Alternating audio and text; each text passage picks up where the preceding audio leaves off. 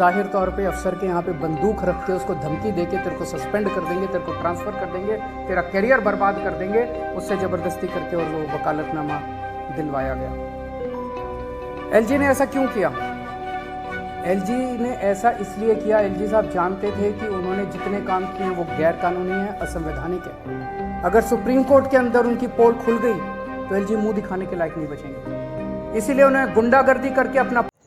दोस्तों, दिल्ली से आ रही है बहुत बड़ी खबर। अरविंद केजरीवाल बता रहे हैं कि एलजी कैसे काम कर रहा है दिल्ली में और उनको धमका रहा है। दिल्ली के एलजी साहब लगा रहे हैं बड़े बड़े वकील। सुप्रीम कोर्ट ने कहा था कि 24 घंटे के भीतर एमसीडी के चुनाव कराए जाए।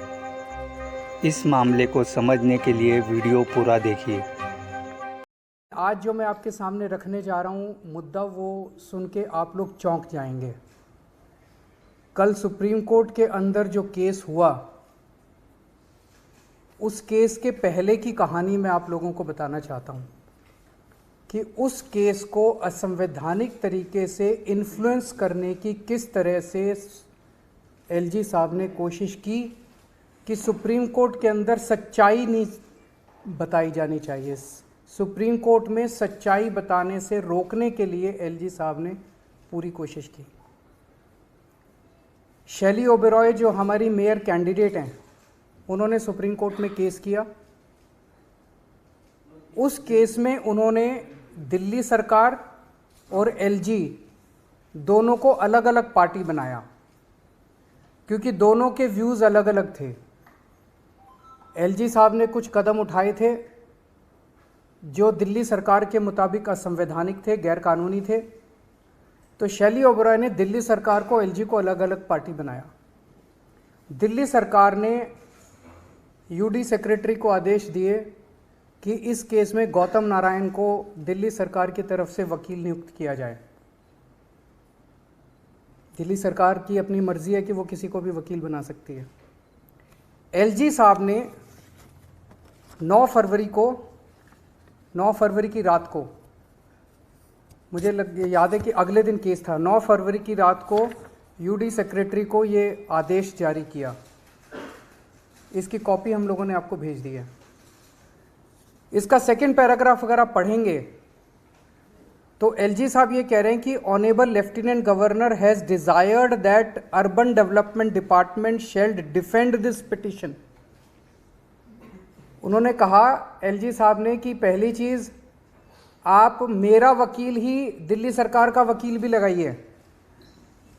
श्री तुषार मेहता एलजी साहब के वकील थे। दिल्ली सरकार के अफसर को आदेश दिया गया कि तुषार मेहता को ही दिल्ली सरकार का वकील भी लगाइए।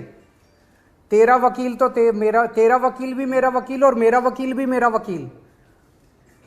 मतलब ये तो दुनिया के इतिहास में पहली बार हो रहा होगा कि दो अपोजिंग पार्टियां, दोनों अपोजिंग पार्टी का वकील एक ही होगा। तेरा वकील भी मेरा वकील और मेरा वकील भी मेरा वकील। तुषार मेहता दिल्ली सरकार का वकील और तुषार मेहता जो है वो एलजी का भी वकील। फिर इसमें लिखा है कि Delhi urban development department shall defend this petition. LG साहब उसको कह रहे हैं अफसर को कि जितने गलत काम मैंने किया आपको सुप्रीम कोर्ट में उसको डिफेंड करना है। आपको सच्चाई नहीं बतानी, आपको देख के सुप्रीम कोर्ट के अंदर मेरे सारे गलत कामों को डिफेंड करना है। एक किया। दूसरा आदेश, you should engage the services of Shri Tushar Mehta. मेरा वकील तुषार मेहता है, तुम भी तुषार मेहता को करो, तुम अपना वकील गौतम नारायण को मत करो। और तीसरा कहते हैं, counter affidavit has been file, कि तुम वहां क्या बोलोगे ये भी मैं तय करूंगा। तुम्हारा वकील ऑपोजिट दो पार्टियां कोर्ट में हैं। एक पार्टी अपनी दादागिरी, अपनी गुंडागर्दी, अपने पद का दुरुपयोग करके दूसरी पार्टी को कहती है कि तेरा वकील भी मैं तय करूंगा, तेरी सबमिशंस भी मैं तय करूंगा और तू मेरे पक्ष में बोलेगा। ये क्या है?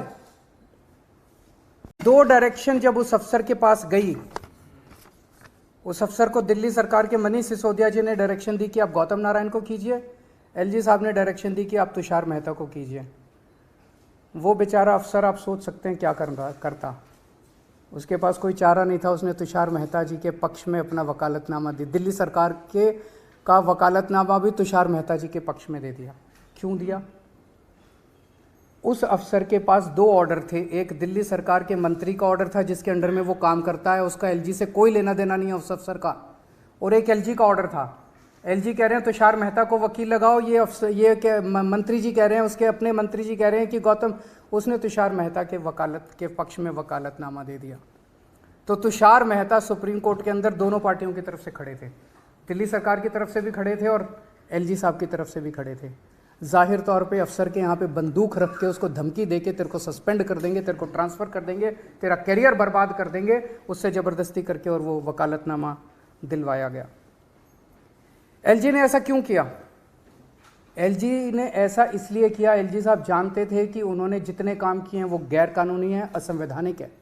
अगर सुप्रीम कोर्ट के अंदर उनकी पोल खुल गई तो एलजी मुंह दिखाने के लायक नहीं बचेंगे। इसीलिए उन्होंने गुंडागर्दी करके, अपना पद का दुरुपयोग करके उन्होंने दोनों पक्षों का वकील एक करवाया, दोनों पक्षों का काउंटर एफिडेविट एक करवाया।